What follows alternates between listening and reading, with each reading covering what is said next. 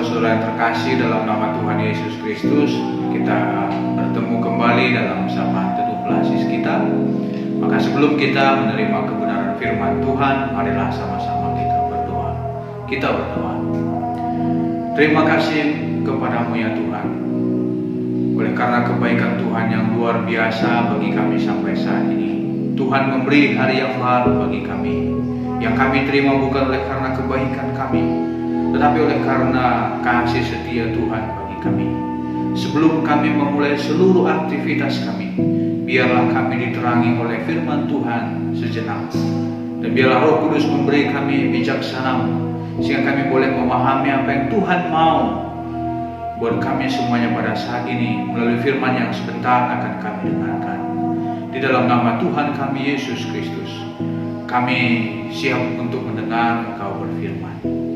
Amin.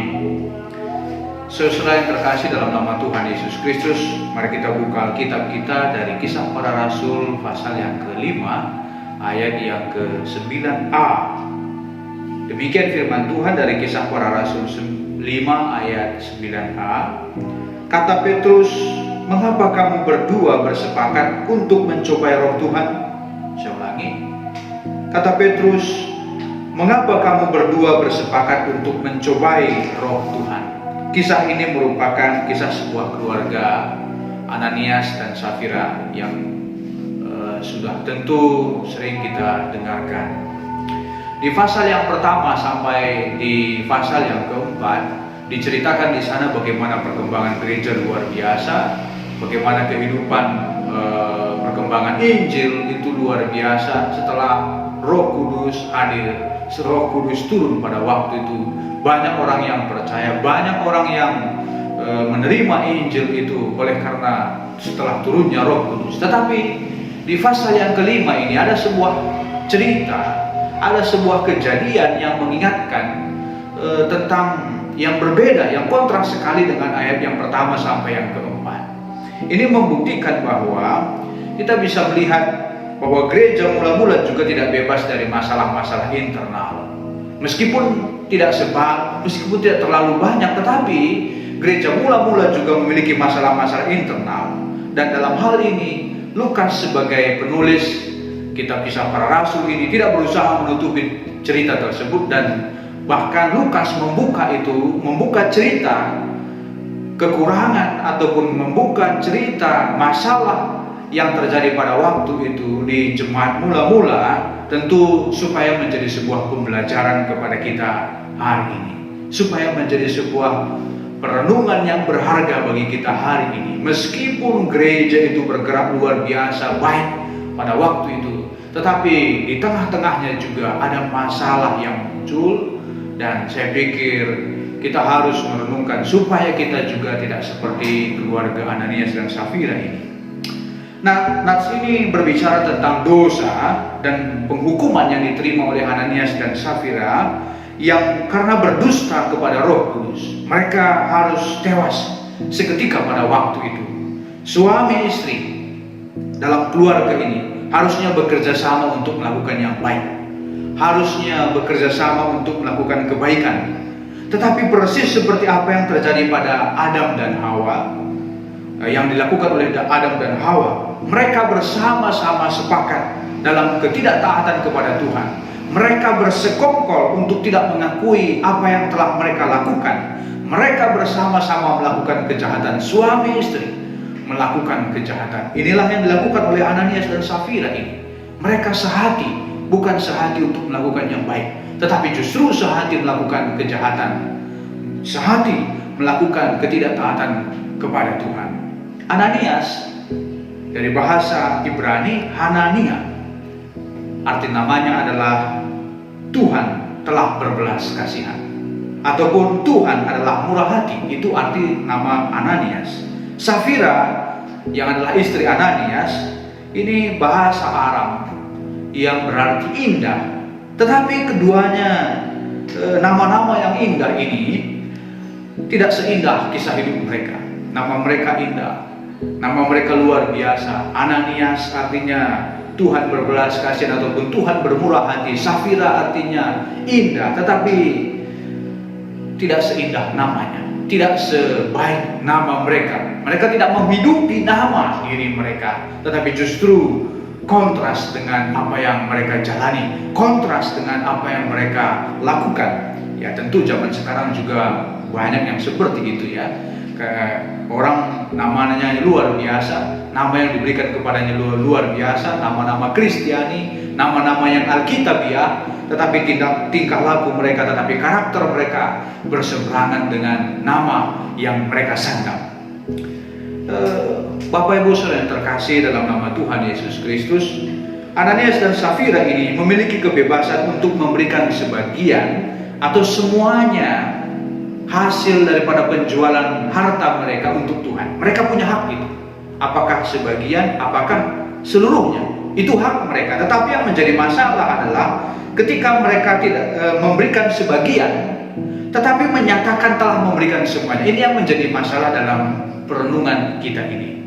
Sebenarnya mereka berhak, sangat berhak sekali. Apakah mereka menyerahkan sebagian atau seluruhnya? Tetapi yang menjadi masalah, mereka menyatakan, mengklaim telah menyerahkan seutuhnya, seluruhnya kepada para rasul pada waktu itu, padahal sebenarnya tidak. Itulah yang mereka lakukan, dan itulah merupakan pelanggaran mereka.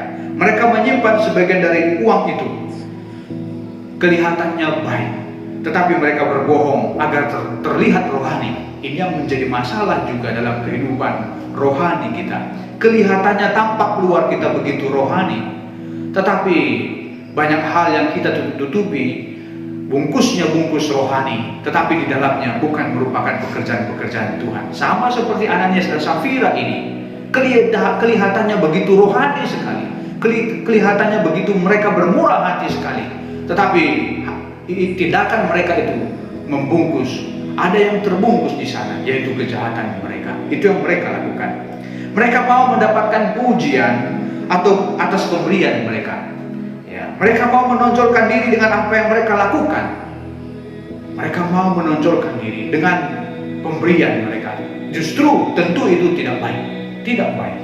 Mereka tamak terhadap kekayaan dunia dan tidak mempercayakan diri mereka kepada pemeliharaan Allah. Sebagaimana yang sering juga kita alami dalam kehidupan kita. Kita sering membanding-bandingkan, terlalu banyak pertimbangan ini, itu dan sebagainya, sehingga kita lupa juga mengucap syukur kepada Tuhan. Ya, seolah-olah Tuhan tidak cukup untuk memenuhi kebutuhan kita. Tuhan tidak terlalu berkuasa untuk mencukupi kebutuhan kita. Itu menjadi kekhawatiran kita juga dalam kehidupan kita sering, sehingga membuat kita tidak mengambil peran dalam membantu, tidak mengambil peran untuk mengambil bagian dalam pelayanan-pelayanan gereja Tuhan, secara khusus dalam kaitan materi tentunya, sebagaimana nats kita ini. Menggantungkan dirinya, mereka menggantungkan diri pada harta dunia ini. Sering sekali juga mungkin dalam kehidupan kita, awalnya ketika kita ingin mempersembahkan sesuatu kepada Tuhan, kita berjanji, saya akan menyerahkan sekian Tuhan. Kita sebutkan nominalnya kepada Tuhan. Tetapi di tengah perjalanan, nominal yang kita sebutkan itu tadi kemudian berkurang. Kemudian berkurang. Dan itu juga saya yakin itu yang dilakukan oleh Ananias dan Safira ini.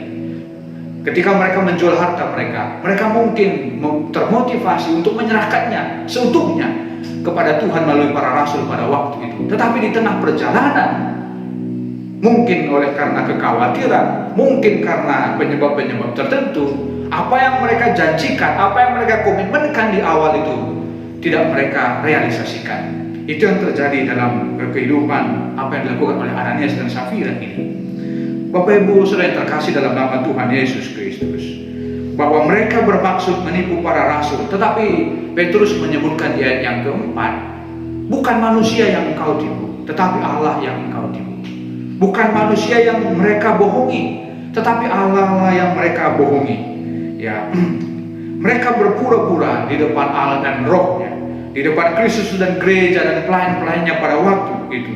Dan itulah menjadi dosa. Mereka mendustai Roh Kudus. Bapak Ibu jemaat yang dikasih oleh Tuhan, saudara yang terkasih, perlu kita renungkan bahwa di pihak kita dosa itu sepele, tetapi di pihak Tuhan dosa itu sangat serius. Saya ulangi, di pihak kita mungkin dosa itu sepele, tetapi di pihak Tuhan itu serius. Mengapa saya katakan serius? karena dosa itu harus membutuhkan pengorbanan dari Tuhan itu sendiri. Ya, kisah Ananias dan Safira memperlihatkan keseriusan Allah dengan dosa. Tuhan menghendaki agar kita pun bersikap serius, tidak kompromi meskipun dosa-dosa yang kecil dalam hidup kita. Tidak main-main dengan dosa, tidak kompromi dengan dosa-dosa yang kecil. Nah, kita harus tegas dan tidak kompromi meskipun perkara-perkara yang begitu sederhana. Fakta menunjukkan bahwa tidak semua orang berada yang dalam kumpulan orang-orang yang percaya atau gereja memiliki hati yang dipenuhi oleh Roh Kudus. Ananias dan Safira hidup dalam lingkungan pelayanan gereja pada abad mula-mula, tetapi justru mereka tidak dipenuhi oleh Roh Tuhan. Hati yang tidak beres, yang selalu berhasrat pada hal-hal yang berseberangan dengan Allah dan cenderung untuk tidak menghormati Allah, termasuk tidak menghormati Allah dengan harta mereka sendiri, dengan harta kepunyaan mereka. Walaupun dari luar terlihat sangat rohani, tampaknya rohani, namun sesungguhnya mereka suka mencuri kemuliaan Allah. Inilah kondisi hati Ananias dan Safira, sehingga mereka bisa terlihat rohani dari luar, tetapi sesungguhnya hati mereka dipenuhi dengan kejahatan. Dan sadarilah Bapak Ibu yang terkasih, kita tidak bisa menipu Allah. Sampai kedalaman hati kita juga Tuhan tahu. Maka seriuslah dengan dosa, jangan pernah kompromi dengan dosa-dosa, meskipun menurut kita itu sederhana. Tuhan Yesus memberkati kita. Mari kita bersama-sama berdoa buat seluruh pertua diaken emeritus kita. Mari kita berdoa. Allah Bapa Surgawi, terima kasih buat renungan kami hari ini. Biarlah renungan yang telah kami dengar pada saat ini boleh menjadi pembelajaran yang begitu berharga bagi kami, dan boleh kami implementasi dalam kehidupan kami sehari-hari, supaya kami tidak meneladani mengikuti apa yang dilakukan oleh Ananias dan Safira dalam perjalanan kehidupan mereka. Dan pada saat ini Bapak, kami mau berdoa seluruh pertua diaken emeritus. Tuhan kiranya memberkati seluruh pertua diaken emeritus dalam kehidupan mereka. Kami yakin dan percayakan mereka dalam kasih setia Tuhan, supaya mereka juga Tuhan diberi kesehatan, supaya Tuhan juga beri mereka hikmat bijaksana, sehingga mereka juga boleh menjadi guru teladan bagi kami dalam pelayanan, dalam kehidupan. Berkati juga Nora ataupun Naras, pertua diaken emeritus seluruhnya, keluarga juga semua Tuhan berkati, supaya kemudian meskipun sudah menyandang gelar emeritus, tetapi masih punya peran yang luar biasa, oleh karena Tuhan memberkati mereka dalam pelayanan gereja Tuhan di hari-hari yang akan datang. Tuhan senantiasa memberkati seluruh orang tua kami, pertua diaken emeritus. Hanya di dalam nama Tuhan kami Yesus Kristus kami telah berdoa dan mengucap syukur bagimu. Amin.